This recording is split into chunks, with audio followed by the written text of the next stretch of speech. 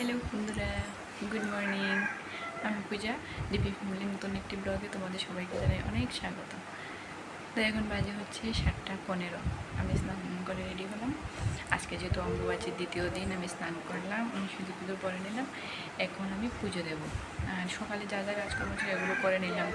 বাসন ধোয়া, ঘর ঝাড় দেওয়া, মোছা, আর চাও করে দিলাম। মামার খাবারটাও রেডি করে দিলাম। তো বাবু মা চা খেয়ে নিল, আর মাকে বললাম একটু মামাকে খাইয়ে দাও, আর আমি পুজোটা দিয়ে দিই। পুজো দেওয়ার পর তারপর যাবো রান্না করে। তো চলো পরে আসছি।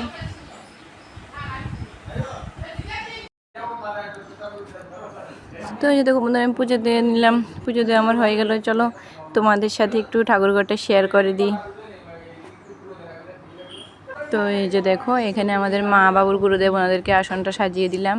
তারপরে এরা হলো আমার গুরুদেব, আমার মহাদেব, ওখানে আসনটাও সাজিয়ে দিলাম। এটা তো মা লক্ষ্মীর আসন, তোমরা জানোই। তো পুজো দেওয়া হয়ে গেল আমার। তারপরে আমি যখন পুজো দিয়ে দিলাম না, আমি একটু টিফিন খাবো, আমি কিছু খাইনি। তো মাকে বললাম কি, ঠিক আছে তুমি সবজিটা কেটে দাও। মাই বললো যে আমি কেটে দিই, তুমি এসে রান্না করে নিও।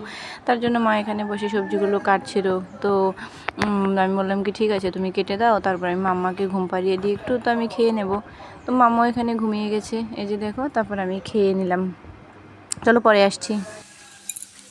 আবার আসলাম তোমাদের সামনে। তো এখন দেখো, আমি রান্না করছিলাম। দাঁড়ো, কয়টা বাজে দেখিনি, 10:30 বেজে গেল। রান্না প্রায় মোটামুটি শেষ। উনুনে ভাত বসিয়েছি, ভাতও হয়ে গেল। এখনও ভাতের ফ্যান গালিনি, আর তরকারি রান্নাও হয়ে গেল মোটামুটি। তো মাম্মাকে এখন খাওয়াবো। মাম্মার খিচুড়িও রেডি হয়ে গেল। চলো পরে আসছে। আমার ভীষণ গরম লাগছে, দেখে নিশ্চয়ই বুঝতে পারছো। আর এইখানে দেখো, ওই দিন মা কি বলো, ধানটা শুকোতে দিয়েছিল, কিন্তু দুপুরবেলা এরকম ঝুমঝুম করে বৃষ্টি চলে আসলো। মানে তাড়াতাড়ি করে ধানগুলো গুছিয়ে নিয়ে একটা প্লাস্টিক দিয়ে ঢেকে দেওয়া হলো, তার জন্য ধানগুলো শুকোতেই পারিনি। তো আজকে আবার দিল মা। ভাবলো কি, ঠিক আছে আজকে আবার দিয়ে দিই। আর কি জানো তো, আজকে না এতটা রোদ উঠেছে, আমার তো মনে হচ্ছে এক রোদে ধানটা পুরো শুকিয়েই যাবে। আর অম্বুবাচীতে তো বৃষ্টি হয়, কী বলতো, কালকে বৃষ্টি হয়েছে, আজকে কিছুই হলো না। আজকে জানো তো একটু বৃষ্টি হয়নি, মানে এরকমই ছিল। দেখো বন্ধুরা, আজকে আমি কী কী রান্না করলাম। রান্না করার সময় তোমাদেরকে দেখাতে পারিনি, রান্না করার পর ফাইনাল লুকটা তোমাদেরকে দেখাচ্ছি। কিন্তু দেখো, আমি ঢেঁকি শাক রান্না করা। আমার এটা একটা মাছের মাছের লেজ ভাজাটা আমি খাবো, তার জন্য উঠিয়ে রেখেছি। লেজটা না কেউ খেতে চায় না কাটার জন্যে। তো এটা ঢেঁকি শাক বানালাম আমি শিমের বিচি দিয়ে, আলু দিয়ে, ভালো লাগে খেতে। আর এইখানে দেখো কি বানিয়েছি, এটা ধুন্দুল বলি আমরা, অনেকে ধুন্দুল বলে, অনেকে তরই বলে, যে যেটা বলে, প্রায় কিছুটা ঝিঙ্গের মতো দেখতে।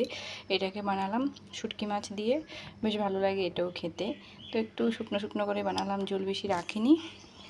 আর এটা বানালাম দেখো ঝিঙ্গে দিয়ে, মাছ দিয়ে। এটাতে একটু ঝোল রেখেছি, কেন কি সব কিছু তো শুকনো, তার জন্য এটাতে একটু ঝোল রাখলাম।